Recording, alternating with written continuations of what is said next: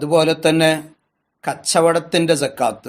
കച്ചവടത്തിൻ്റെ സക്കാത്തും ശറഇൽ നിർബന്ധമായ ഒരു കർമ്മമാണ്. പക്ഷേ കച്ചവടത്തിൻ്റെ സക്കാത്തിന് റമളാനുമായി പ്രത്യേക ബന്ധമൊന്നുമില്ല. ആളുകൾ മനസ്സിലാക്കുന്നത് റമളാൻ മാസത്തിലാണ് കച്ചവടത്തിൻ്റെ സക്കാത്ത് കൊടുക്കേണ്ടത് എന്നാണ്. അങ്ങനെയില്ല.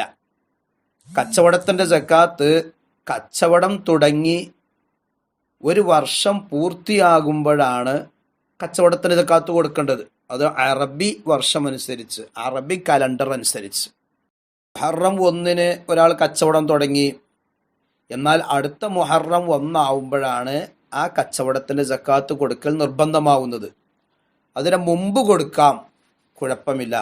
അപ്പോൾ മുഹറം 1 തുടങ്ങിയ കച്ചവടം അടുത്ത മുഹറം 1 നിർബന്ധമാകുന്നത് എങ്കിലും റമളാനിൽ തന്നെ കൊടുക്കാൻ പറ്റും. ആ വർഷം പൂർത്തിയാവുന്നതിന് മുമ്പുള്ള റമളാൻ മാസത്തിൽ കൊടുക്കാം, സ്വീകാര്യമാകും. പിന്തിക്കാൻ പാടില്ല. കഴിഞ്ഞ മുഹറം 1 ഒരു വർഷം പൂർത്തിയായി, ആ മുഹറം 1 കൊടുക്കാതെ റമളാനിലേക്ക് പിന്തിക്കുക, റമളാനിൽ കൊടുക്കുക, അത് കുറ്റകരമാണ്. നിസ്കാരമൊക്കെ ഖളാ ആക്കുന്നത് പോലെ ഉള്ള ഖളാ ആക്കിയ കുറ്റം അതിനുണ്ടാവും. മുൻകൂട്ടി കൊടുക്കാം, അതിന് കുഴപ്പമില്ല. എല്ലാ കച്ചവടത്തിനും സക്കാത്ത് വരികയില്ല. കച്ചവടത്തിന് സക്കാത്ത് വരണമെങ്കിൽ വർഷം തികയുന്ന അന്ന് നമ്മൾ കച്ചവട ചരക്കുകൾ മൊത്തം വിലക്കെട്ടുക. അങ്ങനെ കച്ചവട ചരക്ക് വിലക്കെട്ടിയിട്ട് അത് എത്ര രൂപക്കുള്ള സാധനമുണ്ട് എന്ന് നോക്കുക. 595 ഗ്രാം വെള്ളിക്കുള്ള സാധനം ഉണ്ടെങ്കിൽ സക്കാത്ത് നിർബന്ധമാകും. അതിനുള്ള സാധനമില്ല, അതിനേക്കാൾ താഴെ ഉള്ളൂ എങ്കിൽ സക്കാത്ത് നിർബന്ധമില്ല. 595 ഗ്രാം വെള്ളി എന്ന് പറയുമ്പോൾ ഇന്നത്തെ നിലവാരം അനുസരിച്ച് ഒരു 45,000 രൂപ, 44,000 അല്ലെങ്കിൽ 45,000 രൂപയാണ് 595 ഗ്രാം വെള്ളി. ഇതിനുള്ള കച്ചവട ചരക്കുണ്ടെങ്കിൽ സക്കാത്ത് നിർബന്ധമാണ്. വിൽപ്പന സാധനം മാത്രമാണ് നോക്കുക. നമ്മളെ കടയിലുള്ള ആവശ്യത്തിനുള്ള ഫർണിച്ചറുകളോ ഫാനോ അതല്ലെങ്കിൽ മറ്റ് സാധനങ്ങളൊന്നും നോക്കൂല. വിൽക്കാനുള്ള വിൽപ്പന ചരക്ക് മാത്രം.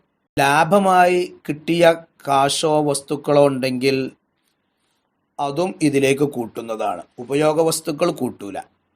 കച്ചവടത്തിനടുക്ക് കിട്ടിയ ലാഭം ഉണ്ട്, ആ ലാഭവും ഇതിലേക്ക് ചേർത്തിട്ട് കാത്തു കൊടുക്കും.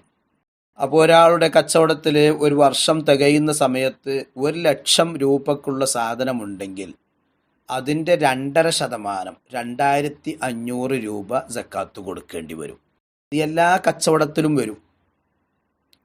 എന്നാൽ ചില കച്ചവടങ്ങൾ, ചില ആളുകൾ വീടുകളിൽ വെച്ച് ചില സാധനങ്ങളൊക്കെ ഉണ്ടാക്കി വിൽക്കുന്നുണ്ട്. നമ്മൾ ഈ കച്ചവടത്തിൻ്റെ സാധനം, വിൽക്കുന്ന സാധനം നമ്മളെ വീട്ടിൽ നമ്മൾ കൃഷി ചെയ്തുണ്ടാക്കിയ സാധനമാണ് വിൽക്കുന്നത്. അങ്ങനെ വിൽക്കുന്നതാണെങ്കിൽ അവിടെ സക്കാത്ത് വരൂല. കച്ചവടം ചെയ്യാനുള്ള കച്ചവടച്ചരക്ക് നമ്മൾ കച്ചവടത്തിന് വേണ്ടി വാങ്ങിയതാവണം. അപ്പോഴേ ആ കച്ചവടത്തിൽ സക്കാത്ത് വരികയുള്ളൂ. എൻ്റെ കൃഷിയിടത്തിലുണ്ടായ തേങ്ങ അല്ലെങ്കിൽ അടക്ക അതല്ലെങ്കിൽ മാങ്ങ, പഴം, ഇങ്ങനെ ഞാൻ കൃഷി ചെയ്തുണ്ടാക്കിയ സാധനമാണ്. അത് ഞാനൊരു ഷോപ്പിൽ വെച്ച് വിൽക്കുകയാണ്. ആ കച്ചവടത്തിന് സക്കാത്ത് വരികയില്ല. കാരണം അത് ഞാൻ ഉണ്ടാക്കിയ സാധനമാണ്, കച്ചവടം ചെയ്യാൻ വേണ്ടി ഞാൻ വാങ്ങിയതല്ല. അതുകൊണ്ട് അതിൽ സക്കാത്ത് വരികയില്ല. നമ്മുടെ വിലക്കെട്ടിയിട്ട് അത് എത്ര രൂപക്കുണ്ട് നോക്കിയിട്ട് അതിൻ്റെ 40% സക്കാത്ത് കൊടുക്കേണ്ടത്. അതാണ് 2.5% എന്ന് പറയുന്നത്. 40% കിതാബുകളിലൊക്കെ 40% എന്നാണ് പറഞ്ഞിട്ടുള്ളത്. 10 4 റുബുഉ ഉശ്ർ 40. അപ്പോൾ ഒരു 10 ലക്ഷം രൂപക്കുണ്ടെങ്കിൽ ഈ 10 ലക്ഷം രൂപയെ 40 കൊണ്ട് ഹരിക്കുക. 40 കൊണ്ട് ഹരിച്ചിട്ട് കിട്ടുന്നതാണ് സക്കാത്ത് കൊടുക്കേണ്ട തുക. 25,000 രൂപ 10 ലക്ഷത്തിനാണെങ്കിൽ. ഇതാണ് സക്കാത്തായിക്കൊണ്ട് നമ്മൾ കൊടുക്കേണ്ടത്. എന്നാൽ നമ്മളെ സ്റ്റോക്ക് സാധനം നേരത്തെ പറഞ്ഞ 45,000 രൂപക്കില്ലെങ്കിൽ സക്കാത്ത് കൊടുക്കേണ്ടതില്ല. ചില കച്ചവടങ്ങൾ അങ്ങനെയാണ്. മത്സ്യ കച്ചവടം, കൂടുതലൊന്നും സ്റ്റോക്ക് സാധനം ഉണ്ടാവില്ല. ഓരോ ദിവസം പോലെ 10,000 രൂപക്കോ 20,000 രൂപക്കൊക്കെ സാധനം വാങ്ങും, അതങ്ങനെ വിൽക്കും. അപ്പോൾ കൊല്ലം തികയുന്നന്ന് അവരെ കയ്യിൽ 10,000 രൂപക്കുള്ള മത്സ്യം ഉണ്ടാവുള്ളൂ, അതല്ലെങ്കിൽ 20,000 രൂപക്കുള്ള മത്സ്യം ഉണ്ടാവുള്ളൂ, സക്കാത്ത് കൊടുക്കേണ്ടതില്ല. ചില ഹോട്ടലുകൾ കച്ചവടങ്ങളൊക്കെ നടക്കുന്നുണ്ടെങ്കിലും ഒരു ദിവസം അവരെ സ്റ്റോക്ക് സാധനം നോക്കുമ്പോൾ 20,000 25,000 30,000 രൂപക്കൊക്കെ ഉള്ളൂ എങ്കിൽ സക്കാത്ത് കൊടുക്കേണ്ടതില്ല. പക്ഷെ ഹോട്ടലുകളിൽ ചോറുണ്ടാക്കാൻ വേണ്ടി കൊണ്ടുവന്ന് വെച്ച അരി, പൊറാട്ട ഉണ്ടാക്കാൻ കൊണ്ടുവന്ന് വെച്ച പൊടി, ഉള്ളി, തക്കാളി, പഞ്ചസാര, ഇതൊക്കെ വിലക്കെട്ടണം. അതൊക്കെ വിൽപ്പന സാധനം തന്നെയാണ്. അതൊക്കെ രൂപം മാറ്റി വിൽക്കുന്നു എന്നേ ഉള്ളൂ. അതൊക്കെ കച്ചവട ചരക്ക് തന്നെയാണ്. അതൊക്കെ വിലക്കെട്ടി നോക്കുക. അവിടെയുള്ള ഫർണിച്ചറുകളും മറ്റൊന്നും വിലക്കെട്ടേണ്ടതില്ല, കാരണം അത് വിൽക്കാനുള്ളതല്ല.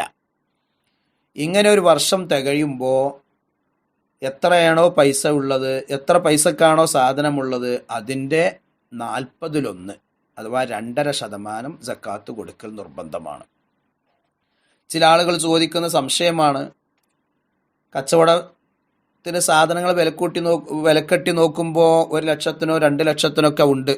പക്ഷേ വലിയൊരു സംഖ്യ കൊടുക്കാനുണ്ട്. സാധനം വാങ്ങിയ സ്ഥലങ്ങളിലൊക്കെ കൊടുക്കാനുണ്ട്. അങ്ങനെ 2,00,000 രൂപ കൊടുക്കാനുണ്ട്. സാധനങ്ങൾ വിലക്കെട്ടുമ്പോൾ 2,00,000 രൂപക്കുണ്ട്. ഇങ്ങനെ കടം വീട്ടാനുണ്ടെങ്കിൽ സക്കാത്ത് കൊടുക്കേണ്ടതുണ്ടോ? കടം വീട്ടാനുണ്ടെങ്കിലും സക്കാത്ത് കൊടുക്കണം. കാരണം ഈ കടയിലുള്ള സാധനം നമ്മുടെ സാധനമാണ്, നമ്മുടെ മിൽക്കിലുള്ള ഉടമതയിലുള്ള സാധനമാണ്. അതുകൊണ്ട് അതിൻ്റെ സക്കാത്ത് നമ്മൾ കൊടുക്കേണ്ടതാണ്. കടം ഉണ്ടെങ്കിലും ഈ കച്ചവടച്ചരക്കിൻ്റെ സക്കാത്ത് നമ്മൾ കൊടുക്കണം. അത് നിർബന്ധമാണ്. വർഷം പൂർത്തിയാകുന്ന സമയത്താണ് വിലക്കെട്ടി നോക്കേണ്ടത്. അതിന് മുമ്പ് കൊടുത്തത് കൊണ്ട് കുഴപ്പമില്ല, പിന്തിക്കാൻ പാടില്ല സക്കാത്തിൻ്റെ കാര്യം. കച്ചവടത്തിൻ്റെ സക്കാത്ത് നമ്മൾ കൊടുക്കുമ്പോൾ കാശാണ് സക്കാത്തായി കൊടുക്കേണ്ടത്. കച്ചവട ചരക്ക് കൊടുത്താൽ മതിയാവുകയില്ല.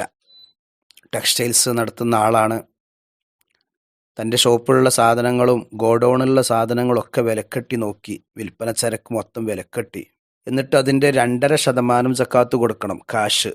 അല്ലാതെ ടെക്സ്റ്റൈൽസിലുള്ള തുണിയോ സാരിയോ മാക്സിയോ ഇങ്ങനെയുള്ള വിൽപ്പന സാധനം സക്കാത്ത് കൊടുത്താൽ അത് സ്വീകാര്യമല്ല, അത് അസാധു ആകുന്നതാണ്. കാശാണ് സക്കാത്തായി കൊടുക്കേണ്ടത്. ഈ കാര്യം നമ്മൾ വളരെ ശ്രദ്ധിക്കണം. കച്ചവടം ഏത് നാട്ടിലാണോ നടക്കുന്നത് ആ നാട്ടിലാണ് അതിൻ്റെ സക്കാത്ത് കൊടുക്കൽ ഏറ്റവും നല്ലത്.